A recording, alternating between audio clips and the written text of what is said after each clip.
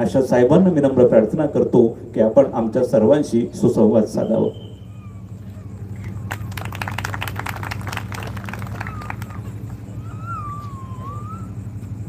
नमस्कार. नमस्कार. खरं तर नर्मदा इंटरनॅशनल स्कूलनं आयोजित केलेल्या ज्ञानोत्सव या कार्यक्रमासाठी आवर्जून उपस्थित असणारे या तालुक्याचे आमदार माननीय किशोरप्पा पाटील साहेब, इथे आवर्जून उपस्थित असणाऱ्या लोकनियुक्त नगराध्यक्षा माननीय सुनीताताई पाटील,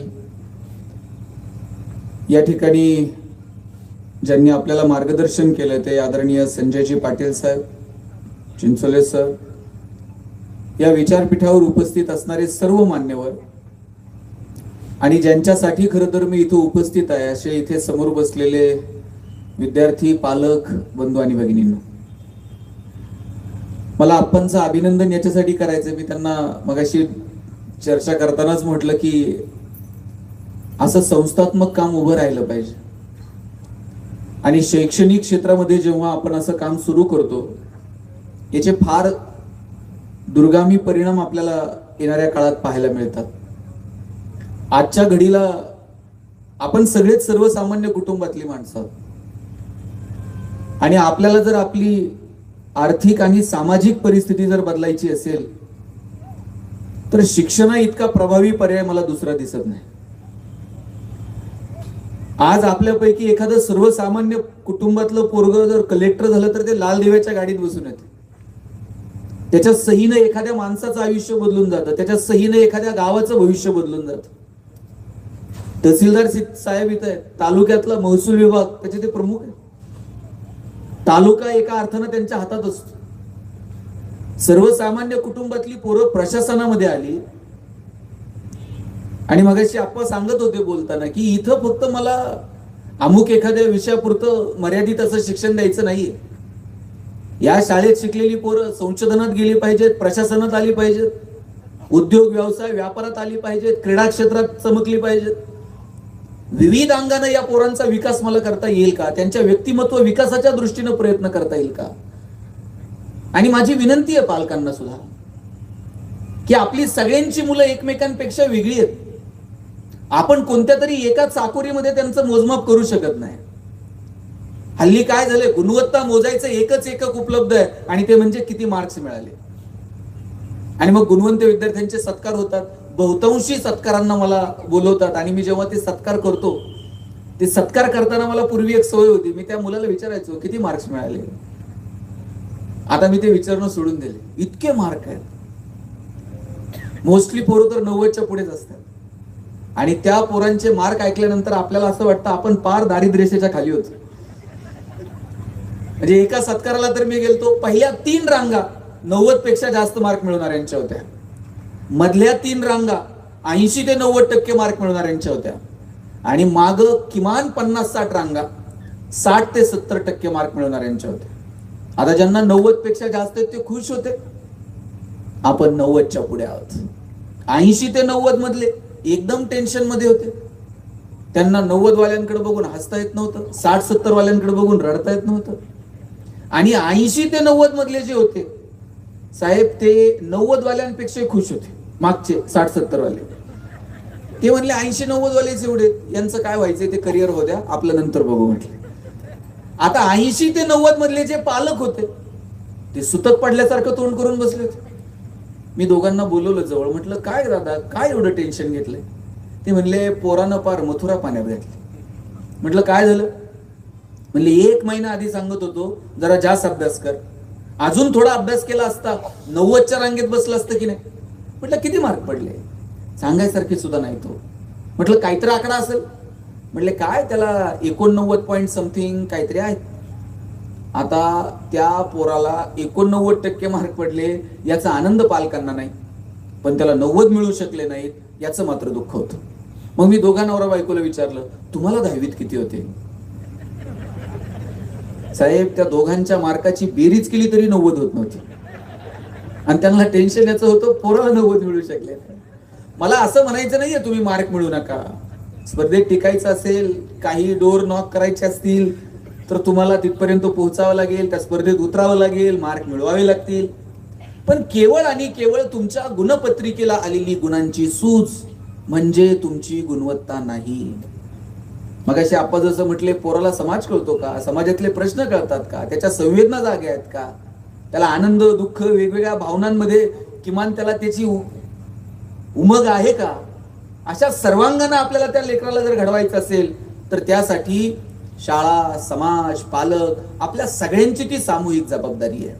आणि ती सामूहिक जबाबदारी आपल्याला पेलवायची असेल तर त्यासाठी जशी शाळेची भूमिका आहे तशी पालकांची तितकीच महत्वाची भूमिका असली पाहिजे. मग असे आप्पा म्हटले, सकाळी 9ला पोरगा येणार, 6 वाजेपर्यंत आमच्या ताब्यात. इतक्या आयांनी टाळ्या वाजवल्या. 9 ते 6 बरं झालं, आता शाळेतच आहे. एकदा शाळेची फी भरली म्हणजे आमची जबाबदारी संपत नाही. मी खरं सांगू, आपल्याला छोट्या छोट्या गोष्टींची सवय लावली पाहिजे. शाळेतनं घरी आल्यानंतर आपण पोराला जवळ घेतलं पाहिजे. मला मान्य आहे, आपण खेड्यापाड्यातले, कदाचित आपलं शिक्षण कमी असेल, आपल्याला त्या सुविधा उपलब्ध झाल्या नाही. आज मुलं जी शिकतायत हे कमालीचं पुढचं शिक्षण आहे. आपल्याला कदाचित त्यातलं एखादं गणित नाही सुटायचं, आपल्याला ती केमिस्ट्रीतली ऍक्शन रिएक्शन नाही कळायची, फिजिक्सचा लॉ नाही समजायचा, एखादं स्पेलिंग यायचं नाही. पण शाळेतनं घरी आल्यानंतर 5-10 मिनिट हातपाय धुवून झाले, चहा नाश्ता काय त्या पोराचा झाला, जर असं जवळ घ्या, काय झालं बाळा आज शाळेत, कोणते कोणते विषय शिकवले, बघू बरं तुझी वही. किमान त्या लेकराला कळतं, वडील मला घरी गेल्यानंतर अभ्यासाविषयी 5 मिनिट बोलतायत, आई मला विचारतीये. या गोष्टींची सवय आपण लावायला नको. आपण फक्त हंटर घेऊन उभे आहोत, मार्क किती पडले तेवढं सांग. ते पोरगं काही मशीन आहे? आपण शाळेत पाठवलं आणि एवढेच मार्क मिळाले पाहिजेत? प्रत्येकाच्या आवडीनिवडी वेगळ्या आहेत, प्रत्येकाच्या स्ट्रेंथ वेगळ्या आहेत, प्रत्येकाचे आवडते विषय वेगळे आहेत, त्याचे विकनेस वेगळे आहेत, त्याच्या आजूबाजूच्या संधी वेगळ्या आहेत. या सगळ्याचं तारतम्य आपल्याला ठेवता आलं पाहिजे. ताई मला एक सांगा, सचिन तेंडुलकर सारखा षटकार ऐश्वर्या रायला मारता येईल का? ऐश्वर्या राय सारखा ठुमका लता दिदींना देता आला असता का? लता दिदींसारखं गाणं अशोक सराफला म्हणता येत आहे का? तुम्ही जर मला म्हटले भाषण करा, मी 2 तास बोलेल. पण तुम्ही जर मला म्हटलं आता तुम्ही एवढ्या लांबून आलाय नगरून, जाता जाता पाचोऱ्यात एखादी कुस्ती करून जा, ते आपल्याच्यानं जमणार नाही. प्रत्येकाची आवड निवड, स्ट्रेंथ, विकनेस वेगळ्या आहेत. आपल्याला शोधता आलं पाहिजे आमच्या लेकरामध्ये नेमकं काय वेगळेपण आहे. पण आपण काय केलंय, ट्रेंड बदलतायत तसे आपण त्या पोरांच्या मागे लागलोय. पाटील सर, एक जमाना होता डीएड वाल्यांचा, काय हवा होती डीएड वाल्यांची. डीएडला इथं कुणी असतील बघा डीएड झालेले शिक्षक, डीएडला जर नंबर लागला त्यानं परत मागं बघायचं नाही. आणि दोघं नवरा बायको जर जिल्हा परिषदला चिटकले, काय करिअर होतो. आज डीएड कॉलेजेसची अवस्था काय, आज बहुतांशी डीएड कॉलेजेस बंद. त्यानंतर इंजिनिअरिंग वाल्यांचा जमाना होता. गावात एखादाच इंजिनियर असायचा. गावात जर पाहुणे आले आणि कुणी जर विचारलं ना, इंजिनियर साहेब कुठे राहतात, सगळं गाव पाहुण्याला इंजिनियरच्या घरी नेऊन सोडत होतं. तुम्ही आता गावात जाऊन विचारा इंजिनियर साहेब कुठे राहतात, ते म्हणते नाव सांग, प्रत्येक घरात 4 आहेत. आणि आफ्टर कोविड आता मेडिकलचा बूम आहे. प्रत्येक आई बापाला वाटतंय पोरग मेडिकलला गेलं पाहिजे. नाही भारतात नंबर लागला तर म्हणताय रशियात जाऊ द्या, पण त्यानं मेडिकललाच गेलं पाहिजे. बरं, आई बापाच्या डोक्यात असलं नाही, याला जरा मॅथ्स फिजिक्स आवडत आहे म्हणून यानं इंजिनिअरिंगला जावं, याला जरा बायोकेमिस्ट्री आवडत आहे म्हणून यानं मेडिकलला जावं, असलं काही डोक्यात नाही. आमच्या डोक्यात एकच आहे, पोरगा MBBS, त्याला पोरगी MBBS, दोघांचं हॉस्पिटल आणि नंतर मेहुण्याला मेडिकल. असंच असतं ना तुमच्याकडे. ते अलिखित नियम आहे, ते मेहुण्यालाच द्यावं लागतं. मला काय म्हणायचंय माहित आहे, आम्ही कधी बदलणार आहोत, कधी आम्ही थोडस त्या कलानं मुलांच्या घेणार आहोत, कधी आम्ही त्यांच्या सर्वांगीण विकासासाठी प्रयत्न करणार आहोत. आता साहेब मी चेंबूरला गेलो होतो, डॉक्टर होमी बाबा इन्स्टिट्यूट आहे तिथे व्याख्यानाला गेलो होतो. सगळी ती पोरं सायंटिस्ट. मला बोटावर मोजण्या इतकी सुद्धा पोरं आपण महाराष्ट्रातली सापडली नाही की ज्यांना वाटतंय की आपण तिथे होमी बाबा मध्ये ऍडमिशन मिळवावं. आपल्याला माहितच नाही कित्येकांना की तिथे ऍडमिशनची प्रोसेस काय. त्यांची एक स्वतंत्र एंट्रन्स आहे, गेट थ्रू पण तिथे ऍडमिशन मिळतं. मोस्टली पोरं मला तिकडे पश्चिम बंगाल वगैरेची सापडली ज्यांना वाटतंय आपण सायंटिस्ट व्हावं. का आम्ही वेगवेगळे प्रयोग करायला तयार नाही? का आपल्या पोरांना असं वाटत नाही आम्ही प्रशासनामध्ये यावं? आमच्या पोरांच्या डोक्यात एकच घातलंय, काहीतरी कर आणि नोकरी कर. बरं, ते पोरांच्या मुलांच्या मनावर तर इतकं बिंबवलंय, त्याला पहिल्यापासून सांगितलेलं असतंय नोकरी कर नाहीतर तुझं लग्न पण होत नाही. आणि पोरं हल्ली असली हुशार झालेत, लग्न जमेपर्यंतच नोकरी करते. आज मुलीच्या आई बापाला टेन्शन नाही, त्याच्यापेक्षा जास्त टेन्शन मुलाच्या आई वडिलाला आहे. तुम्ही कोणत्याही गावात जा, 30 ते 35 वयोगटातली 5-50 पोरं तर बिनलग्नाची आहेत. आता 2 महिन्यापूर्वी तुम्ही बातमी बघितली असेल टीव्हीला, लग्न जमत नाही म्हणून तरुण पोरांनी सोलापूर जिल्ह्यात कलेक्टर ऑफिसवर मोर्चा काढला होता. आता कलेक्टरला एवढंच काम आहे का यांची लग्न जमवायची? लात मारील तिथून पाणी काढल अशी ताकद ठेवा. शाळा कॉलेजच्या दिवसामध्ये अभ्यासाकडे लक्ष द्या. आपल्याला काय करायचं आयुष्यात याला थोडंसं फोकस ठेवा. जर ते पोरग त्याच्या पायावर उभं राहिलं, रांगला गेलो, पण या दिवसांमध्ये नको त्या गोष्टींच्या नादी लागायचं. या गोष्टींमध्ये आम्ही आमच्या कर्तृत्वावरती फोकस करायचं नाही. आमच्याकडे तर एक जण 42 वय झाले, लग्नच जमेना. बरं, त्याला मित्र असले हुशार भेटलेत. एक जण म्हणला ते टेन्शन घेऊ नको, मुलीकडचे बघायला आले ना पगार वाढून सांगायचं. ते मुलीच्या वडिलांनी विचारलं पगार किती? एक कंपनीत कामाला होत. तो म्हणला 1.5 लाख. मुलीचे वडील म्हणले तुझ्याकडे बघून तर वाटत नाही 1.5 लाख असं. म्हणते नाही, तसा फिक्स 1.5 लाख आहे, कटिंग करून 8,000 हातात येतो म्हणले.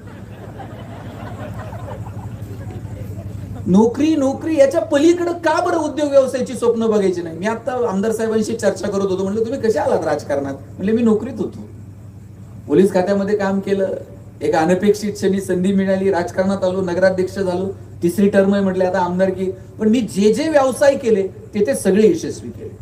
आणि साहेब आपली पोरं व्यवसायात आली पाहिजे. आज काय परिस्थिती आहे महाराष्ट्राची व्यवसायाच्या संदर्भानं? टायरवाले केरळचे, किराणा व्यवसायात पटेल, हार्डवेअरची दुकानं बोरींची, बांधकाम व्यवसायात युपी चलो, गवंडी सगळे बिहारचे, सुतारकामात राजस्थानी, हॉटेल सगळी दक्षिणात्यांकडे, चायनीजच्या गाड्या पूर्वांचलचे तरुण चालवतात. बरं चला, संविधानानं त्यांना अधिकार दिलाय, कष्ट करतील पोट भरतील. आम्ही कुठे आहोत? कॉलेजच्या कट्ट्यावर बसून पिचकाऱ्या मारणं, प्रेम प्रकरण चघळणं, सिस्टीमला शिव्या घालणं आणि फार फार तर नोकऱ्यांच्या रांगांमध्ये जाऊन उभं राहणं. याच्या पलीकडे जाऊन आपण का मोठी स्वप्न बघायची नाही? आणि माझी विनंती, आज एवढ्या मोठ्या संख्येनं तुम्ही पालक उपस्थित आहात, आपण आपल्या लेकरांना मोठी स्वप्न दाखवली पाहिजे. पोरग काही वेगळं करायला गेलं, आपणच त्याला म्हणायचं अंथरून पाहून पाय पसर, अंथरून पाहून चालत. ते पोरग हातपाय खुडून खुडून मरून गेलं, पण आपण त्याला कधी हातपाय पसरू दिले नाहीत. आज या ज्ञानोत्सवातून घरी गेलात ना, पोराला सांगायचं हातपाय पसर, अंथरुणाचं काय करायचं तुझा बाप बघाल. एवढी दमक आम्हाला आमच्या लेकरात निर्माण करता आली पाहिजे. आज मी एक इंटरव्ह्यू ऐकत होतो एका मुलीचा, ती सांगत होती माझ्या वडिलाची परिस्थिती नव्हती. आता आमदार साहेब म्हटले अरे इथे एक फार तुटपुंजा पगारावरती काम करणारे एक वडील, त्याला वाटतंय की माझं पोरग शिकलं पाहिजे, त्याला वाटतंय की त्याला चांगल्या सुविधा मिळाल्या पाहिजेत, त्याला चांगलं गुणवत्तापूर्ण शिक्षण मिळालं पाहिजे. एका मुलीचा इंटरव्ह्यू ऐकला आणि ती सांगत होती माझ्या वडिलांची परिस्थिती नव्हती, 1-1.5 एकर क्षेत्र, जास्त पाऊस पडला तर उपळत आहे, बहुतांशी वेळेला पाऊस पाणी नाही. आणि अशाही परिस्थितीत माझ्या वडिलांनी मला ग्रॅज्युएशन पर्यंत शिकवलं. ग्रॅज्युएशन कंप्लीट झालं आणि मग मात्र वडील म्हटले बाळा आता लग्न करून टाकू. पोरीने सांगितलं बाबा आयुष्यात परत तुम्हाला काही मागायचे नाही, एवढी फक्त संधी द्या, 2-3 वर्ष मला स्पर्धा परीक्षांचा अभ्यास करू द्या. वडिलांनी सांगितलं बाळा आता नाही माझी ऐपत. पोरीनं डोळ्यात पाणी आणलं आणि म्हणली बाबा परत काहीच नाही मागणार हो, एवढं फक्त 2-3 वर्ष संधी द्या. पोरीच्या डोळ्यातलं पाणी बघितलं आणि बाप म्हटला काय शिकायचंय ते शिक, मी पोटाला चिमटा घेईल पण तुझी फी मात्र भरेल. 3 वर्ष पोरगी पुण्यात आली, तिथे स्पर्धा परीक्षांचा अभ्यास करत होती. ती सांगत होती माझे वडील 3,000 रुपये मला महिन्याला पाठवायचे. 3,000 रुपये म्हणजे माझ्या बापाच्या दृष्टीनं फार मोठी रक्कम होती. 3,000 रुपयामध्ये मी काय करू? खोलीचं भाडं भरू, मेसचे पैसे देऊ, क्लासची फी भरू, पुस्तकं घेऊ. पण वडिलांनी मात्र सगळं केलं. माझा दावा आहे बरं का, इथं वडील पण आहेत, मुली पण आहेत आणि मुलं पण आहेत. माझा दावा आहे वडिलांचं जेवढं प्रेम पोरावर असतं ना त्याच्यात थोडं तरी जास्त प्रेम मुलीवर असतं. पोरानं काही मागितलं, वडील म्हणणार 2 दिवस थांब, पगार होऊ दे मग बघू. पोरीनं काय मागू द्या बरं, बापाला असं वाटतंय कधी निघून देईल आणि कधी नाही. ज्या दिवशी मुलगी जन्माला येते ना त्या दिवशी वडिलांच्या मनात 2 विचार चमकून जातात. एक मुलीचं शिक्षण आणि दुसरं मुलीचं लग्न. एक एक रुपया बाप तिच्यासाठी बाजूला काढून ठेवत असतो. स्वतः फाटलेली तुटलेली चप्पल घालत, पोरीला मात्र शाळेत जायला चांगले शूज घेऊन देईल. वडील फाटलेलं बनियन घालतील, पोरीला मात्र चांगला ड्रेस घेऊन देतील. वडील सायकलवर कामाला जातील, पोरीला कॉलेजला जायला गाडी घेऊन देतील, बसचा पास काढून देतील, हॉस्टेलची फी भरतील.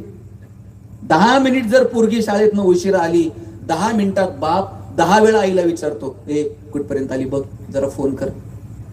बरं, वडील थेट पोरीला फोन पण करत नाही, त्या आईच्या मागे लागतात. वडील मुलीसोबत थोडंसं अंतर ठेवून असतात, पण त्यांचं विशेष प्रेम असतं पोरीवर. पोरीच्या लग्नात तर बाप असा फेटाबिटा घालून मिरवत असतो. दिवसभर बापाची मान उंच असते. कन्यादान झालं ना, मग वडील मान खाली घालतात, जावयाच्या हातात हात देतात आणि सांगतात, तळ हाताच्या फोडासारखी जपली, सांभाळून घ्या. दिवसभर बापाच्या डोळ्यात थेंब येत नाही. पोरीची गाडी एकदा निघून गेली ना, खांबाच्या पलीकडे जाऊन एकटाच रडतो तो बाप असतो. बापाचं प्रेम असतं पोरीवरती. पोरीनं डोळ्यात पाणी आणून सांगितलं, बाबा आयुष्यात काही मागायचे नाही, शिक्षणाची एवढी 2-3 वर्ष द्या. दर महिन्याला वडील 3,000 पाठवायचे. पोरगी सांगत होती, रविवारी मेसला सुट्टी असायची, पोरी बाहेर कुठंतरी हॉटेलवरती जेवायला जायचे. मी कधी बाहेर गेले नाही. 100ची नोट मोडताना अंगावर काटा यायचा, बापानं 3,000 कसे पाठवले असतील. तिथेच काहीतरी खिचडी वगैरे करून खायची. मनापासून अभ्यास केला, 1 मिनिट इकडे तिकडे वाया घालवला नाही. प्री झाली, मेन्स झाली, इंटरव्ह्यू झाला, निकालाची वाट बघत होते. वडील फोन करायचे, बाळा या आता गावी. येते म्हटलं, बाबा अजून निकाल लागला नाही. निकालाची वाट बघत राहिली, निकाल लागला आणि फर्स्ट अटेम्प्ट मध्ये पोरगी DYSP झाली.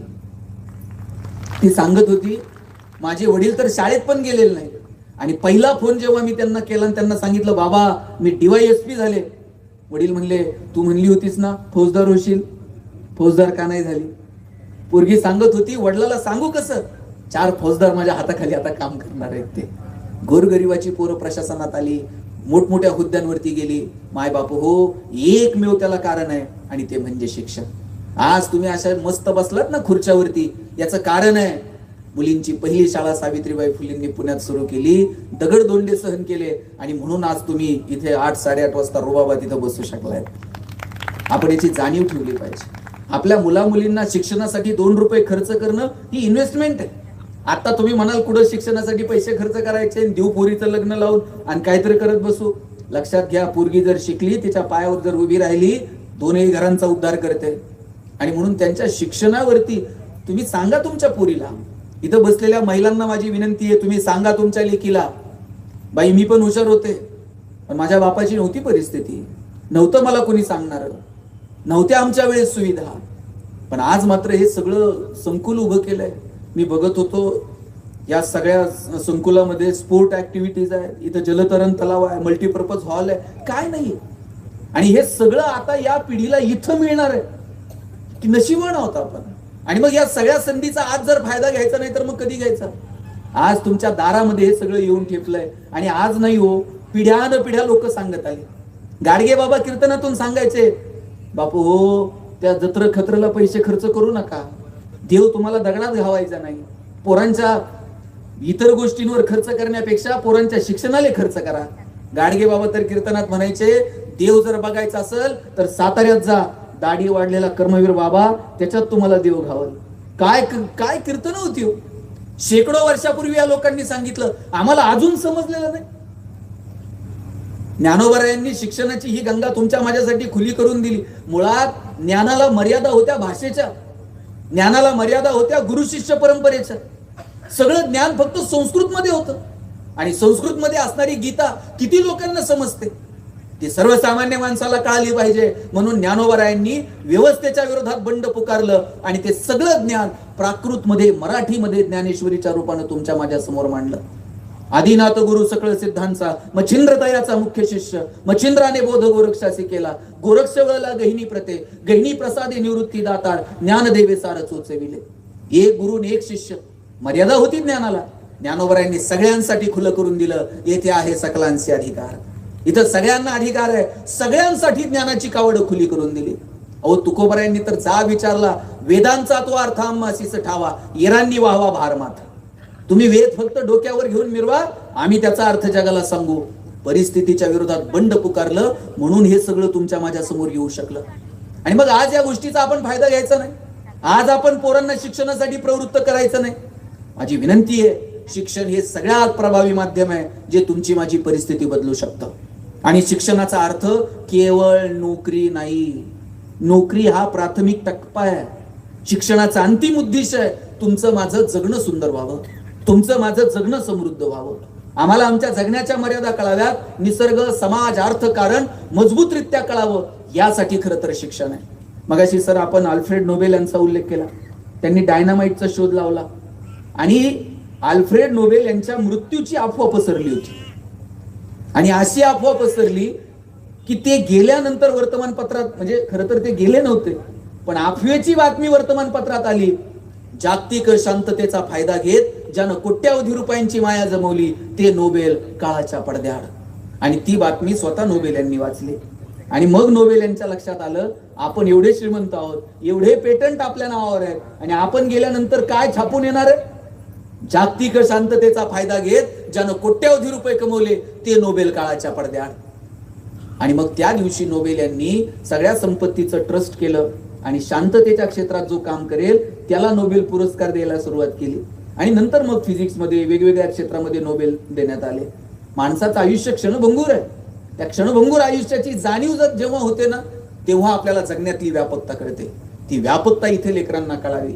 मग असे आप्पा एक फार सुंदर वाक्य बोलले, आमची पोरं आई वडिलांच्या पायाशी वाकली पाहिजेत, त्यांना आमची संस्कृती कळली पाहिजे, त्यांना या मातीचा अर्थ कळाला पाहिजे. आणि मुळात मला इथं बसलेल्या सगळ्या शिक्षकांना सांगायचं की आपली यशस्वीता कधी आहे माहितीये?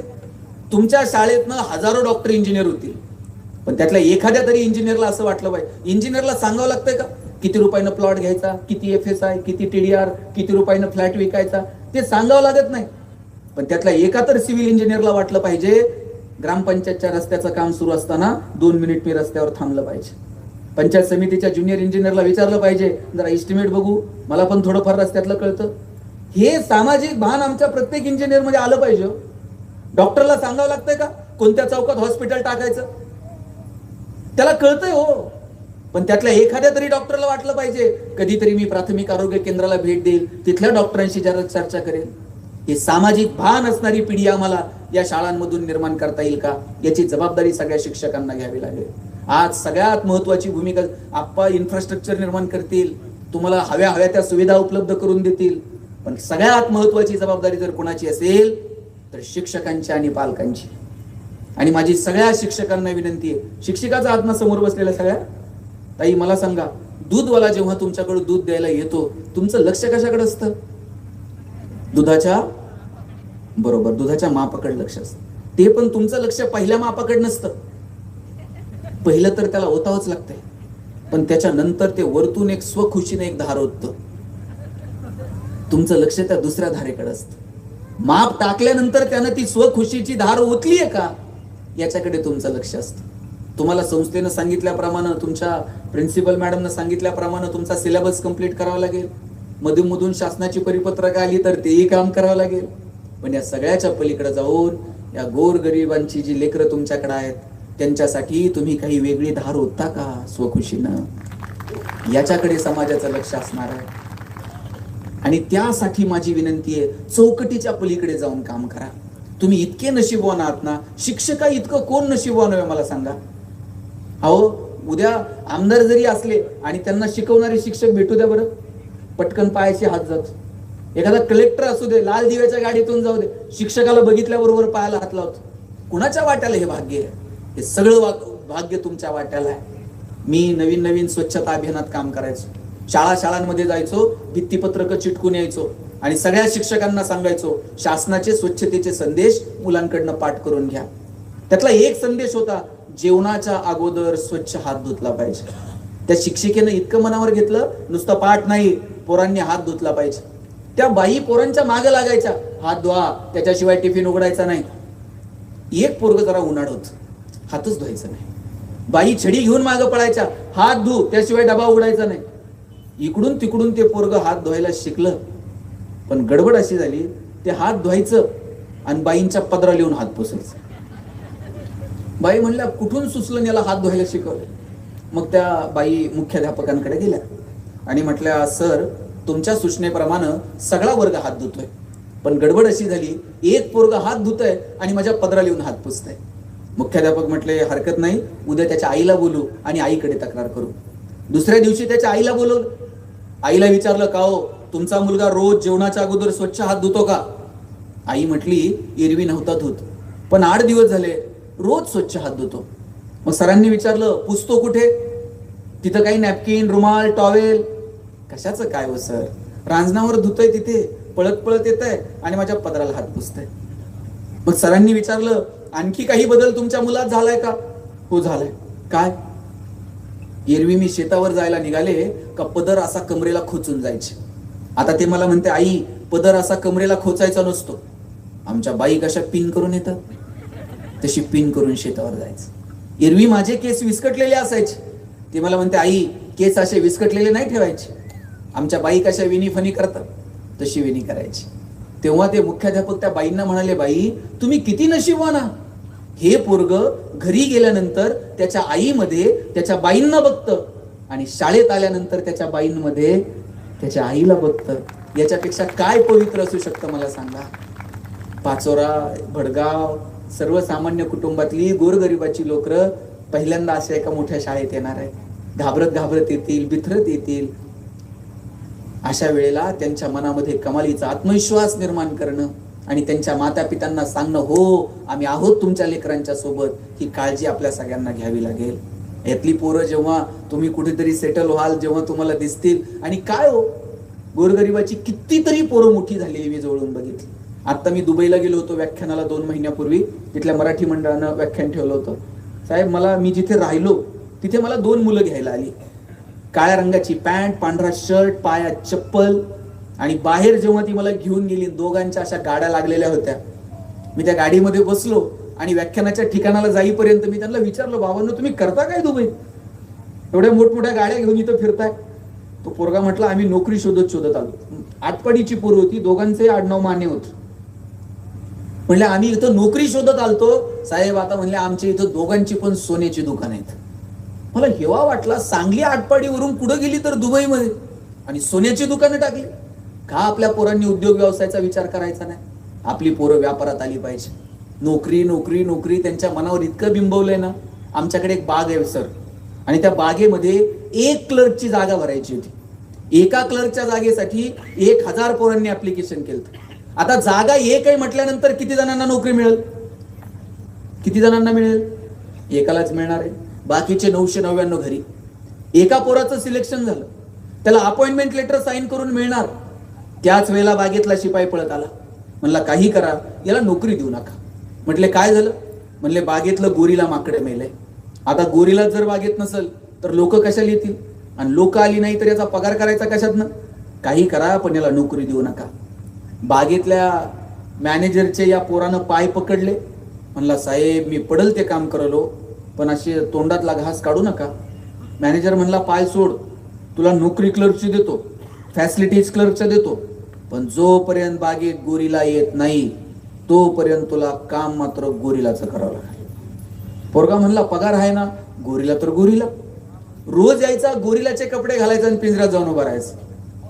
लोक यायची, शेंगा बिंगा खायला घालायची. म्हणला मजा आहे, पगार चालू आहे, डेली अलाउन्स पण सुरू आहे. एक दिवशी कॉलेजच्या पोरापोरींची ट्रिप आली आणि कॉलेजच्या मुला मुलींकडे बघून हे जोर जोरात उड्या मारायला लागले, आणि उड्या मारता मारता चुकून वाघाच्या पिंजऱ्यात जाऊन पडला. आता वाघाच्या पिंजऱ्यात पडल्यावर म्हणला नोकरी गेली तरी चालेल, जीव वाचला पाहिजे. जीव वाचावा म्हणून हे जोर जोरात ओरडायला लागलं, वाचवा वाचवा. याच्या आवाजानं झोपलेला वाघ जागा झाला, चवताळून याच्या अंगावर धावून आला आणि हातावर हात ठेवून म्हणला ओरडू नको, नाही तर दोघांची नोकरी जाईल. नंतर कळलं गोरिलाच्या भूमिकेत BSc झालेलं होतं, वाघाच्या भूमिकेत MSc झालेलं होतं. अरे शिक्षणातून आम्ही स्वाभिमानी झालं पाहिजे. लात मारेल तिथून पाणी काढायला अशी ताकद आणि आत्मविश्वास असला पाहिजे. मगाशी जसं साहेबांनी सांगितलं, पहिलं आलंय पण त्याला समजणं काय करा. केवळ आणि केवळ ती गुणपत्रिकेला आलेली सूज म्हणजे गुणवत्ता नाहीये. पोरांच्या व्यक्तिमत्व विकासाच्या संदर्भानं आम्हाला अशी ठणकावून पावलं उचलता येतील का? मराठीतला धडा वाचताय ना, पोरांनी त्या लेखकासोबत मैत्री केली पाहिजे. गणित अभ्यासताय ना, गणितातल्या आकडे असे फळ्यासमोर खेळले पाहिजे. भूगोल अभ्यासतायत ना, अक्षांश आणि रेखांश डोळ्यासमोर दिसले पाहिजेत. लॅबोरेटरीमध्ये जाऊन काही प्रयोग करतायत ना, त्या सायंटिस्ट सोबत गप्पा मारल्या पाहिजेत. इतिहास अभ्यासताय, इतिहासातल्या पात्रांसोबत संवाद साधला पाहिजे. इतकं एकरूप अभ्यासासोबत झालं पाहिजे. आमच्याकडे काय, परीक्षा आल्या का रात्र रात्र जागायचं, मागचे क्वेश्चन पेपर चाळायचे, कोणते क्वेश्चन सातत्यानं रिपीट झाले ते बघायचं. मग पोरांनी अभ्यास करायचा. शिवाजी महाराज 4 मार्काला, संभाजीराजे 5 मार्काला, तुकाराम महाराजांचा अभंग तर अवघड आहे म्हणले, ऑप्शनला टाकू, त्याच्याऐवजी दुसरं काहीतरी वाचू. परवा तर 10वीतला पोरगा मला विचारत होता, सर या वर्षी मराठीच्या पेपरला ज्ञानदेव पडणार आहेत का तुकाराम पडणार आहे? अरे म्हणलं हे पडतील कसे ज्यांनी महाराष्ट्र उभा केला? सगळं कसं मार्कांसाठी. जर असं मार्कांच्या पलीकडे जाऊन आम्ही अभ्यासाकडे बघणार आहोत की नाही, त्या अभ्यासाची मजा घेतली पाहिजे, आनंद घेतला पाहिजे. आनंददायी शिक्षणाची जी संकल्पना शासनाची आहे ती खरं तर नर्मदा इंटरनॅशनल मध्ये इथं येताना पोरं उड्या मारत आली पाहिजेत. आणि शेवटची वेळ पडली ना, पोरं म्हणली पाहिजेत, अरे सुटली होय शाळा. इतकं आनंददायी वातावरण इथं पोरांना मिळालं पाहिजे. आणि त्यासाठी पोरांच्या आवडीच्या क्षेत्रात त्यांनी शिकावं. मस्त मैदानावर आली पाहिजेत पोरं, लायब्ररीमध्ये बसली पाहिजेत, लॅबोरेटरीमध्ये गेली पाहिजेत, शिक्षकांच्या माग लागली पाहिजेत, त्यांना वेड केलं पाहिजे प्रश्न विचारून. इतकं छान वातावरण असलं पाहिजे. हल्ली साहेब पोरं मैदानावर खेळत पण नाही. ओस पडली मैदानावर जाताना सुद्धा पोरं हातात मोबाईल घेऊन जातात आणि तिथं जाऊन ते बाकडावर बसतायत. जंगली रमे पाहुणा महाराज 2-5 लाखाला आई बापाला गंडा घालताय. वय वर्ष 0 ते 11 वयोगटातल्या हजारो मुलांचे डोळे निकामी होण्याची वेळ आली. इतका पोरांचा स्क्रीन टाइम मोबाईलवरचा वाढलाय. पोरग जेवायला बसलं तरी आई पहिल्यांदा त्याच्या हातात मोबाईल देते. आईच्या हातात एक, पोराच्या हातात एक. घास कितीतरी वेळा तिसरीकडे जातो. आम्ही साहेब पुण्यात जेव्हा शिकायला गेलो, माझी आई नगरवरनं पुण्याला जेवणाचा डबा पाठवत होती आणि सकाळी 9:30च्या गाडीला शिवाजीनगरच्या स्टँडला 9:30 वाजता डबा यायचा. 9:30 वाजता जर शिवाजीनगरला डबा येत होता, 6च्या गाडीनं आईनं डबा दिला असेल. 6च्या गाडीला जर आईचा डबा तयार होता, आई 4 वाजता उठली असेल, पीठ मळलं असेल, भाकर थापली असेल, तिच्या हाताचा स्पर्श पिठाला झाला असेल. 2 वर्षात चतकोर सुद्धा भाकर कधी फेकून दिली नाही, कारण आई पहाटे उठून आपल्यासाठी डबा तयार करते. आणि डब्यामध्ये चिठ्ठी असायची, पोरांनो डबे खा, फडके जपून ठेवा. फडके जपून ठेवायचे. शनिवारच्या गाडीने फडके नगरला जायचे, सोमवारी परत त्या फडक्यांमध्ये डबे यायचे. आता पोरांचे टिफिन चेक करा. साहेब म्हटले तसं Maggi, noodles, Kurkure, pastries, biscuits विकत आणलेले प्रोडक्ट पोरांच्या डब्यात असतात. आणि साहेब अजून जर परिस्थिती सुधारली ना, काही दिवसांनी पोराच्या डब्यात डायरेक्ट 100ची नोट. तिकडच जाऊन काय खायचं ते खा. इथपर्यंत येऊ देऊ नका. तुमच्या मुलांसोबत स्पर्श असला पाहिजे. तुमच्या लेकरांसोबत संवाद असला पाहिजे. वेळ प्रसंगी त्याच्या कानाला धरा, वेळ प्रसंगी पाठीवर थाप मारा, वेळ प्रसंगी जवळ घ्या. त्याच्याबरोबर संवादाची मोकळीक सुद्धा ठेवा. बहुतेक ठिकाणी सांगितलं जातं पोरांचे मित्रमैत्रिणी व्हा. अजिबात होऊ नका. त्यांना खूप मित्रमैत्रिणी आहेत, त्यांचे चांगले आईबाप व्हा. ते मित्रमैत्रिणी होण्याच्या नादात ते बापाच्या गळ्यात हात घालते, आईला म्हणते तुला काहीच कळत नाही. मोकळीक ठेवा संवादाची, पण त्यांचे चांगले मित्रमैत्रीण नाही, चांगले आई वडील होता येईल का याची काळजी मात्र आईबाप म्हणून आपण सगळ्यांनी घेतली पाहिजे. मला सांगा, आता इथं आमचे 50, 60, 65च्या वयोगटातली काही माणसं इथं बसलेली आहेत. किती संवाद बदलत गेले बरं आपले. आज जेव्हा 60 नंतर तुम्ही एकमेकांना भेटता, काय गप्पा आहेत तुमच्या? तुम्ही कुणी इथं आल्यानंतर तुम्ही आमदार साहेब येईपर्यंत तुमच्या जरा गप्पा टप्पा झाल्या असतील. काय विषयावर बोलता हो तुम्ही? आल्याबरोबर तुम्ही विचारलं का किती पैसे तुझ्या खिशात? 60 नंतर जेव्हा माणसं एकमेकाला भेटतात, 2च प्रश्न आहेत. पहिला, तब्येत कशी आहे, आणि दुसरा, मुलं काय करतात. 50-60 नंतर प्रश्न बदलतात. आता 30-35 मधल्या मुली एकमेकाला भेटल्या, तुमचे प्रश्न काय? तुमचा संवाद काय? बाई ही साडी कुठून घेतली का, हे गळ्यातलं कुठून केलंय? आणि 2 प्रश्न तर हमखास आहेत. या रंगात दुसरं डिझाईन नव्हतं का, आणि या डिझाईन मध्ये दुसरा रंग नव्हता का? आणि 60तल्या आमच्या आजी आता एकमेकाला भेट. आता तुमच्या गप्पा काय? गुडघे बरे आहेत का ग, टाचा काय म्हणतात? असं चुटकीशीरशी आयुष्य सरकून जात, कळत पण नाही आपण कोणत्या टप्प्यावरती आलो.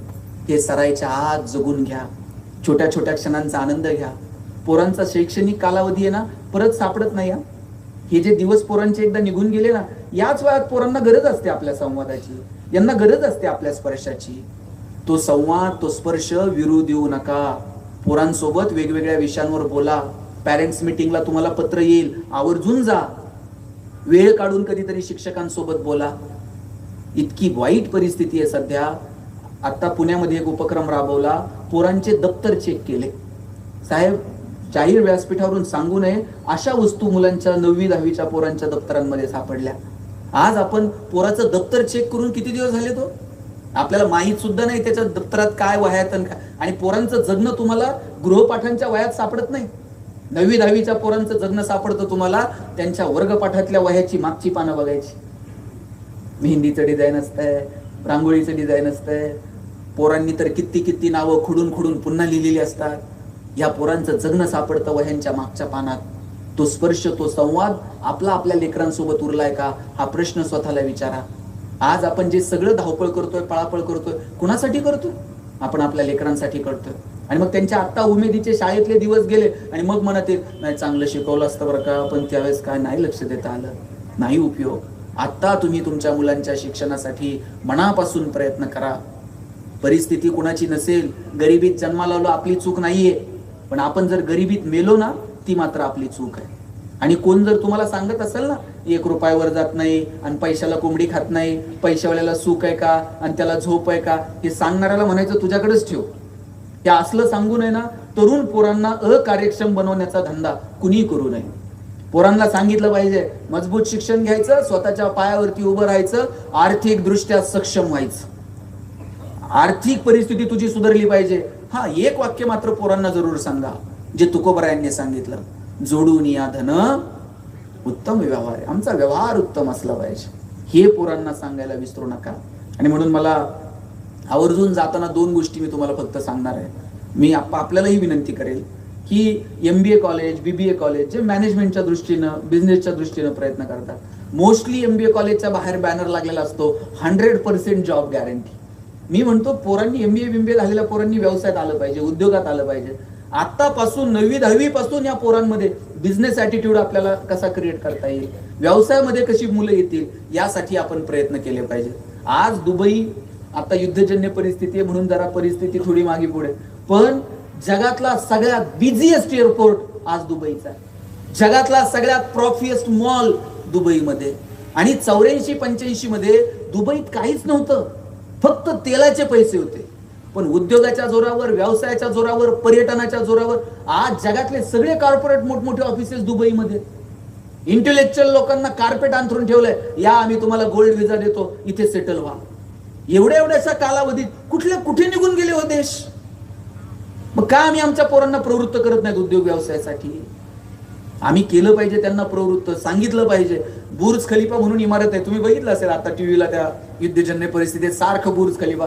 तिथे शेकडो मजलेवर घेऊन जातात आणि वरून खाली घेऊन येतात. आणि वर जाऊन खाली यायला लोक 1000 रुपयांचे तिकीट काढतात. जे बिगेस्ट आहे, जे लार्जेस्ट आहे, जे टॉलेस्ट आहे, सगळं दुबईला करून बघायचं. मग का आम्ही पर्यटनाच्या दृष्टीनं काही करू नये? मी आता जेजुरीला गेलो होतो. ताई, तुम्हाला जेजुरी माहित आहे का? खंडोबाची जेजुरी नाव ऐकलंय का? पुण्याच्या जवळ आहे. आम्ही जेजुरीला गेलतो. 4-5 कॉलेजची पोरं तिथं आलेली आणि जेजुरी गडाचे फोटो काढत होते. त्यातल्या एका पोराला मी विचारलं, हे काय करता रे सारखे फोटो काढून? पोरगा मला म्हटला, दादा किती दिवस बॅनर लावायचे, चलो दुबई, चलो सिंगापूर. म्हटलं मग? म्हणला मी दुबईत बॅनर लावणार आहे, चलो जेजुरी. दुबईतली लोक जेजुरीत आणतो का नाही बघा म्हटलं. म्हणलं आणून करणार काय? काय नाही म्हणला, खालून वर गडाव त्यांना पाय घेऊन जाणार आणि एकदा का ते घामाघूम झाले मग त्यांना लेक्चर देणार किती कॅलरीज बर्न झाल्या. रात्री म्हणला 2-2 हजार रुपये तिकीट काढून त्यांना जागरण गोंधळ ऐकायला लावतो का नाही बघा म्हटलं. मला हेवा वाटतो या मुलांचा, जे चौकटीच्या पलीकडे जाऊन काम करतात. आणि जाताना एकच सांगायचंय, परिस्थिती, काळ, वेळ, परत्वे आपण बदललं पाहिजे. आपण जर बदललो नाही तर आपण स्पर्धेच्या युगात टिकू शकणार नाही. आमदार आहेत, मुंबईला जाणं येणं होतं, राज्यभर फिरणं होतं, त्यांच्या अनेक मित्रपरिवारांच्या वेगवेगळ्या संस्था असतील. त्यांनाही वाटलं की माझ्या मतदारसंघात चांगलं इन्फ्रास्ट्रक्चर दिलं पाहिजे, माझ्याही मुलांना नवीन सुविधा दिल्या पाहिजेत. आणि साहेब, आपण जर बदललो नाही आपण टिकू शकत नाही. मी साधी उदाहरणं सांग. हा कॅमेरा कोणत्या कंपनीचा आहे दादा? सोनी. आता मोस्टली कोणत्या कंपनीचे कॅमेरे आहेत? Sony, Panasonic, Nikon. आता कॉडॅकचा कॅमेरा कुठे दिसतोय का? आणि एक जमाना कुणाचा होता? कॉडॅक सोडून कॅमेरा दिसत नव्हता. केवळ तुम्ही ह्या पहिल्या रांगीतल्या सगळ्यांच्या लग्नाचे अल्बम चेक करा, 100% कॉडॅक. आणि त्यात 36च फोटो निघायचे दादा. नवरा नवरी हार घालायला आणि फोटोग्राफरचा रोल संपायला. आणि त्याच्या किती माग लागा, अल्बम अल्बम. 6 महिने अल्बम मिळत नव्हते. त्याला फोन केला आणि विचारलं ना अल्बमचं काय? ते म्हणणार फोटो धुवायला दिले. कोणत्या नदीवर जात होतं कुणाच ठाऊक. केवळ आणि केवळ डिजिटल टेक्नॉलॉजी स्वीकारली नाही, कॉडॅक टिकू शकलं नाही. HMTच्या टिकटिकवरती देश चालायचा. आता इथं कुणाच्या हातात HMTचं घड्याळ आहे का? आता सगळे डिजिटल घड्याळ आली. एक जमाना होता नोकियाचा. आपल्या पिढीनं पहिला फोन कोणत्या कंपनीचा घेतला होता? 3310, 1100, 1600, 2600. आता नोकिया आहे का? केवळ आणि केवळ अँड्रॉइड टेक्नॉलॉजी स्वीकारली नाही, नोकिया टिकू शकलं नाही. तुम्हाला आठवतंय का? 4 वाजता मराठी पिक्चर लागायचा टीव्हीला. थरथराट, लक्ष्मीकांत बेर्डे, अशोक सराफ आणि मध्येच एक जाहिरात लागायची. तुमची पाठ असणार, लाईफ बॉय है जहा. इकडून पण आवाज आला, तंदुरुस्ती है वहा. आणि लाईफ बॉयच्या जाहिरातीमध्ये फुटबॉल खेळणारी पोरं दाखवली होती. भारतामध्ये कधीतरी फुटबॉलची क्रेज होती का? भारतामध्ये क्रिकेटची क्रेज होती. पण ते विचारायचं कोणी त्या लाईफ बॉयला, हे तुम्ही फुटबॉल खेळणारी पोरं का दाखवली? त्यांची मोनोपोली होती. लोक दुकानात जाऊन साबण द्या नव्हती म्हणत, लाईफ बॉय द्या म्हणायची. एवढा रुबाब होता लाईफ बॉयचा. पण त्यानंतर लक्स मार्केटमध्ये आला. राजा हिंदुस्थानी पिक्चर हिट झालेला. करिश्मा कपूर एकदम फॉर्म मध्ये होती. लक्सनं करिश्माला ब्रँड अँबॅसेडर केलं. आता लक्सनं करिश्मा कपूरला ब्रँड अँबॅसेडर केल्यावर फुटबॉल खेळणाऱ्या पोरांकडे कोण बघताय का? लक्सनं मार्केट कॅप्चर केलं. लाईफ बॉयला कळलं आता जर मार्केटमध्ये टिकायचं असेल तर आपल्याला बदल करावा लागेल. लाल रंगाचा ठोकळा साबण बाजूला केला आणि लाईफ बॉय गोल्ड नावाचा गुळगुळीत साबण बाजारात आणला. लाईफ बॉय गोल्डची जाहिरात कोण करत होतं? कॉलेजचा तरुण मुलगा आणि मुलगी. मुलगी गाडीवरनं उतरते, रागात निघून जाते. पोरगा विचारतो काय झालं? मुलगी सांगते पसीने की बदबू से परेशान. पोरगा घरी जातो, लाईफ बॉय गोल्ड आंघोळ करून येतो. कोविड मध्ये एक तरी साबण अशी जाहिरात करत होता का आमचा साबण सुगंधी आहे, तो लावल्यावर तुम्ही गोरे व्हाल? कोविड मध्ये कुणाला गोर व्हायचं पडलं होतं? प्रत्येक साबण एकच जाहिरात करत होता, 99.9% कीटाणू से मुक्ती. कोविड मध्ये संतूर मम्मी बिम्मी काही नव्हतं, फक्त कीटाणू आणि मुक्ती. आणि साहेब मला मोती साबणाचं गणित अजून समजलेलं नाही. ते वर्षभर कुठं असते काय माहित, ते दिवाळीलाच येते. वर्षभर झोपताय, दिवाळीला म्हणतोय उठा उठा मोती साबणानं आंघोळ करायची. त्यानं ठरवून घेतलंय वर्षभर कोणाला काय मस्ती करायची ती करू दे. आपलं मार्केट, आपल्याला आपलं मार्केट ठरवता आलं पाहिजे. भारत ही जगातली सगळ्यात मोठी बाजारपेठ आहे आणि आपलं नाणं असं खणखणीत वाजून विकता येईल तितक्या क्षमता आपल्याला आपल्या लेकरांमध्ये निर्माण करता येतील का याची काळजी आपण सगळ्यांनी घेतली पाहिजे. जाताना इतकंच सांगेल, तुम्ही जसं सांगाल तसं मुलं वागत नाहीत. तुम्ही आज खूप चांगलं केलं, पालक बोलवले तिथे. आणि जबाबदारी पालकांची खूप मोठी आहे. आपण जसं सांगू तसं मुलं वागत नाहीत, आपण जसं वागू तसं मुलं वागतात. आपल्याला आदर्श वागण्या बोलण्यातनं निर्माण करावे लागतील. माझ्या वडिलांची मिराशी गा मिरवीनं, तुझी चरण सेवा पांडुरंगा. तुकोबरायांना हेवा वाटला, आम्ही जे काही इथपर्यंत चालत आलोय आमच्या आई वडिलांनी आमच्या बाप दाद्यांना घालून दिलेला मार्ग आहे म्हणून इथपर्यंत आलो. आपण संभाजी महाराजांना छावा म्हणतो, छावा कुणालाही म्हणतात का? त्याच्यासाठी बाप सिंह असावा लागतो. बाप सिंह आहे म्हणून छत्रपती संभाजी महाराजांना छावा म्हटलं गेलं. आदर्श तुम्हाला वागण्यातूनच निर्माण करावे लागतील. साहेब आमच्याकडे एक वाडा आहे मोठा आणि त्या वाड्याचे मालक आहेत असे दांडून तब्येत आहे एकदम. आणि डॉक्टरांनी सांगितलंय जरा चालत जा, वजन जरा कमी करा. मग पाटील खाली येत नाहीत चालायला, वरच तिथं वाड्यात गॅलरीत चक्र मारत असते. आणि ते वरती चक्र मारायला लागले, गल्लीतलं उगं लहान पोरग खाली येत आहे, खालून वर पाटलाकडे बघताय आणि म्हणतंय पाटील जिवंत येतं वर काही नाही, गेल्यावर कसं करायचं? 4 लोकांना तर तुम्ही झपताल का? मला सांगा काय घेणंय का याला? ते त्याच्या टेन्शन मध्ये हे म्हणले याला वर घ्या, कोंडून ठेवा म्हणले, हे चांगलं बोलायचं, चांगलं चिंतन करायचं. मी माझ्या टेन्शन मध्ये, हे म्हणते 4 लोकांना झेपल का, कोंडून ठेवलं पोरग. वडील पळत आले, म्हणले पोराला का कोंडला पाटील, म्हणले हे संस्कार केले का, मी माझ्या टेन्शन मध्ये एरझऱ्या मारतोय आणि हे म्हणते 4 लोकांना झेपल का, आणि गेल्यावर कसं. बाप म्हणला पाटील गेल्यावर कुठं संवेदना जागे असतात का, नाही 4 लोकांना झेपलं ना हातपाय तोडून असं सुट्ट सुट्ट करून घेऊन जा. ते पाटील म्हणले लेकराची चूक नाही, हे बेनं खराब आहे. आजा पळत आला, म्हणले पाटील पोराला कोंडलं, नातवाला कोंडलं, झालं काय. पाटील म्हणले हे संस्कार का तुझे, तुझा नातू म्हणतोय 4 लोकांना झेपतय का, तुझं पोरग म्हणतोय हातपाय तोडून सुट्ट करू. आजा म्हणला पाटील गेल्यावर रुपयावर जात नाही, कशाला शरीराची विटंबना करता, वाड्यालाच काडी लावून टाकू म्हणले. जे होईल ते, तुम्ही जे पेरणार आहात तेच उगवणार आहे. काय पेरायचं लेकरांच्या बाबतीमध्ये ते ठरवलं पाहिजे. आपली पोरं उद्योगात, व्यवसायात, प्रशासनात, कला, क्रीडा, साहित्य, राजकारण, समाजकारण, कृषी, असंख्य क्षेत्र तुमच्यासाठी खुली आहेत. त्या क्षेत्रांमध्ये आपल्या पोरांनी घोडदौड करावी. यासाठी त्यांच्यातलं वेगळेपण ओळखा. हंटर घेऊन त्यांच्या मार्कांसाठी केवळ मागे लागू नका. मार्कांच्या बरोबरीने चांगला संस्कार आणि विचार देता येईल का याच्यासाठी प्रयत्न करा. तुमच्यासाठी उभं केलेले हे सगळे इन्फ्रास्ट्रक्चर जेव्हा तुम्ही ते युटिलाइज कराल, त्याचा आनंद घ्याल, तेव्हा त्या सगळ्या गोष्टींची मजा. या सुविधा तुमच्या समोर मांडल्यात, त्याची काळजी घ्या. आणि शेवटचं 1 मिनिट त्यांच्यासाठी, ज्यांची परिस्थिती बेताची आहे, सामान्य आहे, अजिबात रडायचं नाही. आपण गरिबीत जन्माला आलो, आपली चूक आहे का, आपली चूक नाही. पण गरिबीत जर मेलो तर आपली चूक आहे. पोरांना सांगायचं गरिबीत मरायचं नाही, तुमच्या पायावर तुम्ही उभं राहिलं पाहिजे. साहेब माझे वडील शिक्षक, आणि आम्ही ज्या घरात लहानाचे मोठे झालो, आमचं घर पत्र्याचं होतं दादा. आणि आमचा पत्रा असा होता, अशी वर उडी मारली का पत्र्याला हात लागायचा. आम्ही आमच्या आईला म्हणायचो आई सगळ्यांची घरं स्लॅबची, आपलं एकटंच पत्र्याचं का. ती म्हणायची तुझे वडील शिक्षक आहेत म्हणून घर पत्र्याचं. म्हणलं शासनाचा GR आहे का शिक्षकांनी स्लॅबची घरं बांधायची नाही. ती म्हणायची तू नशीबवान आहेस पत्र्याच्या घरात जन्माला आला. मी म्हणायचो का. ती म्हणायची बघ घर गरम व्हायला लागलं का तुला कळतं उन्हाळा सुरू झालाय, घर गळायला लागलं का तुला कळतं पावसाळा सुरू झालाय. शेजारच्या स्लॅबच्या घरात उन्हाळा कळत नाही, पावसाळा कळत नाही.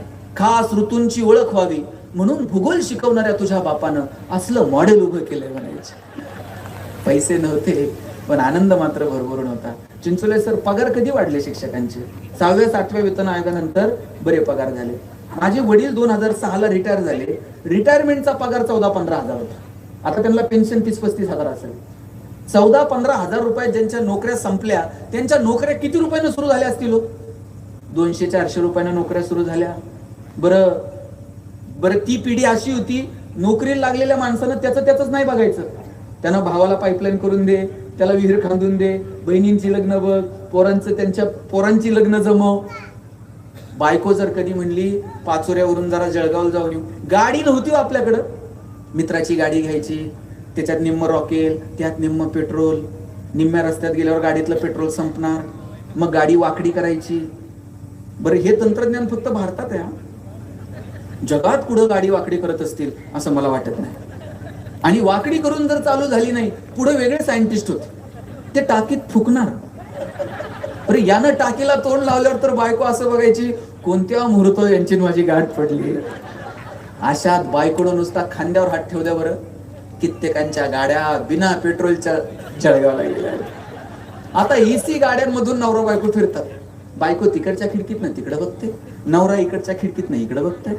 ड्रायव्हर मधल्या आरशातनं दोघांकडे बघत असतो. हे बोलत का नाही. साधनं वाढत गेले, संवाद कुठे हरवला हे मात्र कळलं नाही. पोरांच्या मनामध्ये जगण्याची प्रेरणा निर्माण करा. अमिताभ बच्चन साहेबांचं वय किती आता, 84-85 वय असेल बरोबर. आज साहेब आकाशवाणीमध्ये, मगाशी दादा जसं तुम्ही सूत्रसंचालन करत होतात, निवेदन करत होतात, निवेदक पदाची नोकरी मिळावी म्हणून बच्चन साहेब आकाशवाणीमध्ये इंटरव्ह्यूला गेलते. आणि आवाज चांगला नाही म्हणून बच्चन साहेबांची नोकरी नाकारली. आवाज चांगला नाही म्हणून ज्याची नोकरी नाकारली तेच बच्चन आवाजाच्या जोरावर आज बॉलिवूडचा शहनशाह बनून मिरवतोय. काय करिअर केलं माणसानं. आजही तुम्ही टीव्ही लावा, 10 मिनिटाला बच्चन टीव्हीवर आहे की नाही. कौन बनेगा करोडपती मधून पैसे कमवायला सांगताय. मिळवलेल्या पैशातून कल्याण ज्वेलर्स मध्ये जाऊन सोनं खरेदी करायला लावतंय. बरं, खरेदी केलेलं सोनं मुथूट फायनान्स मध्ये टाकून कर्जही तेच काढायला लावतंय. आणि कर्जाचे हप्ते फेडता नाही आले तर नवरत्न तेल पण त्याच्याकडेच आहे. थंडा थंडा कुठं नाही बच्चन मला सांगा. 16व्या वर्षी 14व्या वर्षी ते सचिन तेंडुलकर काय एवढ्या एवढ्या उंचीचा एक पोरगा हो. पहिलाच बाउन्सर आला, नाकावर आदळला, रक्तबंबाळ झाला चेहरा. लोक म्हणले आता स्ट्रेचर बोलवतील, पॅव्हिलियन मधून थेट आयसीयूत. त्या पोरानं असंच पाणी मारलं चेहऱ्यावरती आणि समोरच्या खेळाडूला सांगितलं रुक मैं खेलेगा. आणि तेव्हापासून तो क्रीजवर उभा राहिला. आज भारतरत्न सचिन तेंडुलकर. काय करिअर केलं तुम्ही सगळ्यांनी. शेवटचं 1 मिनिट घेतो. तुम्ही सगळ्यांनी उस्ताद बिस्मिल्ला खान नाव ऐकलंय? शहीनाई वादक साहेब. आई गेली त्यांची आणि त्यांचा मामा त्यांना बनारसला घेऊन गेला. बनारसला गेल्यानंतर त्यांच्या मामाची बेंजो पार्टी होती. बेंजो वाजवायला लागले आणि इतकी सुंदर शहीनाई वाजवायचे. बनारस मधल्या सगळ्या मंदिरांमध्ये शहीनाई वाजवायला लागले आणि आयुष्यभर शहीनाईची अशी सेवा केली. शहीनाईसाठी पद्मश्री, पद्मभूषण आणि शेवटी भारतरत्न उस्ताद बिस्मिल्ला खान साहेब. काय करिअर या माणसांचं. आणि ही माणसं त्यांच्या त्यांच्या मस्तीत राहिली. अमेरिकेला गेले होते शहीनाई वाजवायला. कार्यक्रम झाला शहीनाईचा. लोकांनी उभं राहून टाळ्या वाजवल्या आणि अमेरिकेतली काही माणसं जाऊन भेटली. म्हणली उस्ताद अब आप अमेरिका में ही ठहर जाते. ते हसत हसत म्हटले मैं ठहर भी जाता लेकिन अमेरिका में गंगा और काशी विश्वनाथ कहा है. अमेरिका में गंगा होती और काशी विश्वनाथ होता तो मैं यहाँ भी ठहर जाता. आणि जेव्हा त्यांना भारतरत्न पुरस्कारानं सन्मानित केलं गेलं तेव्हा दूरदर्शनची काही लोक इंटरव्ह्यूला आली होती. ते लक्षात आलं, ते त्यांच्या एका विद्यार्थिनीला शहीनाई शिकवत होते. आता इंटरव्ह्यू सुरू होणार आणि विद्यार्थिनीच्या लक्षात आलं की पंडितजींची लुंगी पायाजवळ फाटलेली. ती गेली आणि म्हटली गुरुजी आता तुमचा इंटरव्ह्यू जगात दिसेल, तुम्ही भारतरत्न आहात, ती लुंगी फाटली तेवढी तर बदला. ते हसत हसत म्हटले तू म्हणतेस म्हणून मी लुंगी बदलतो, पण एक गोष्ट कायम लक्षात ठेव, मला भारतरत्न शहीनाईसाठी मिळालाय, लुंगीसाठी नाही. माणसं लक्षात राहतात ती कर्तृत्वासाठी, माणसं लक्षात राहतात ती गुणांसाठी. म्हणून आपली लेकरं गुणवान होतील, कर्तृत्ववान होतील याच्यासाठी मनापासून काम करा. जग बदलतंय, सगळं जग युद्धाच्या उंबरठ्यावरती आहे. ज्ञान विज्ञान तंत्रज्ञानाच्या जगात सुद्धा संस्कारांचा पाया मजबूत असला पाहिजे. यासाठी आपल्या लेकरांना ज्ञानोबराय आणि तुकोबराय समजावून सांगा. महाराष्ट्र शासन ज्ञानेश्वर महाराजांच्या जन्माचं 750वं वर्ष सगळीकडे साजरं करत आहे. आपल्या प्रत्येकाच्या घरात ज्ञानेश्वरी आणि तुकोबरायांची गाथा असली पाहिजे. आपली पोरं जगाची भाषा बोलली पाहिजेत, पण जगाची भाषा बोलताना त्यांनी आपल्या मातीचा संस्कार विसरता कामा नये. यासाठी मनापासून काम करा. तुम्हाला आणि तुमच्या लेकरांच्या भविष्यासाठी मनापासून शुभेच्छा देतो. मस्त रहा, हसत रहा. मी आल्यापासून दोघं तिघं बघतोय हसलेच नाही. ते काय टेन्शन मध्ये, ते हसावं वाटलं तरी शेजारच्याकडे बघणार, तू हसतोय का कविता ऐकायची घ्या तुम्हाला ऐकत, पण तुम्ही हसत राहा बरं का. ताई माणसांनाच हसता येतं, जनावरांना हसता येतंय का? तुम्ही शेणकूर करायला गोठ्यात गेलाय आणि एखाद्या म्हशीनं छान स्माइल दिली, असं झालंय कधी? म्हैस म्हणते का प्लीज वेलकम इन गोठा? दादा तुम्ही कधी गाढवाला हसताना बघितलं? ज्या दिवशी गाढव हसायला सुरू करेल त्या दिवशी समजायचं गाढवाचा प्रवास मानवत्वाकडे सुरू झाला. आणि ज्या दिवशी माणूस हसायचं बंद करेल त्या दिवशी समजायचं माणसाचा प्रवास तुमचं तुम्ही ठरवा काय. आमदार साहेबांनी नर्मदा इंटरनॅशनल स्कूल या स्कूलची उभारणी इथे केली आणि आपल्या पोरांसाठी आधुनिक तंत्रज्ञान असणारं शिक्षणाची संधी उपलब्ध करून दिली. त्यासाठी सगळेजण एकदा टाळ्या वाजवून त्यांचं अभिनंदन करूयात. आणि या गोरगरिबांच्या लेकरांसाठी आपण असंच सातत्यानं काम करत राहाल. तुमच्या कर्तृत्वाचा ठसा शैक्षणिक क्षेत्रात उजळत जाओ अशी पांडुरंगाचरणी प्रार्थना करतो. खूप साऱ्या शुभेच्छा देतो आणि थांबतो. जय हिंद, जय महाराष्ट्र. आणि हो, कवितेची चिठ्ठी आली आहे, ती कविता फक्त म्हणून दाखवतो. मला गाता येत नाही बरं का, गायला गळा लागतो, माझ्याकडे नरड्या आहेत.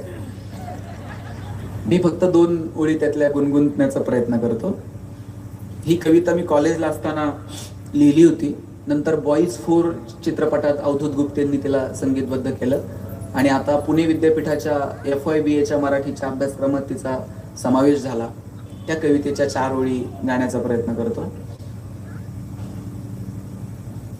काय सांगू राणी मला गाव सुटना, कस सांगू राणी मला गाव सुटन, बंद गळ्या मंदी माझ मावे नाग अंग, जिंच्या कापडा मंदी दुनिया झाली कशी तंग, जो तो आहे राणी आपल्या धुंदीमध्ये दंग, माणसांनी माणसांचे सोडले करंग, म्हाताऱ्याच्या धोत्राची गाठ सुटना, काय सांगू राणी मला गाव सुटना, पारी आली सरी गेली झाली त्याची तारी, पदव्यांच्या ढिगाऱ्यात पाठी राहिली कोरी, कॉलेजाच्या कट्ट्यावरती गर्दी झाली सारी, आपऱ्या चिपऱ्या कपड्यामंदी फिरती साऱ्या पोरी, म्हातारीच्या डोहीवरला पदर हटना, काय सांगू राणी मला गाव सुटना, शहरातली गाडी बघा धुंच गाण गाती,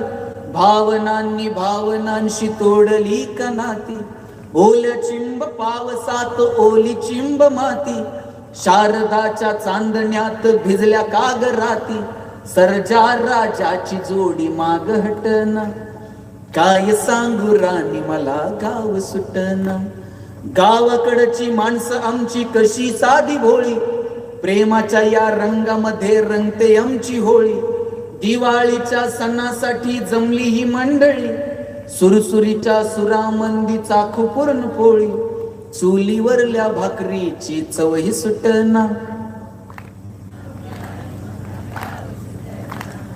काय सांगू राणी मला गाव सुटना, कस सांगू राणी मला गाव सुटना, गाव सुटना, गाव सुटना. थँक्यू.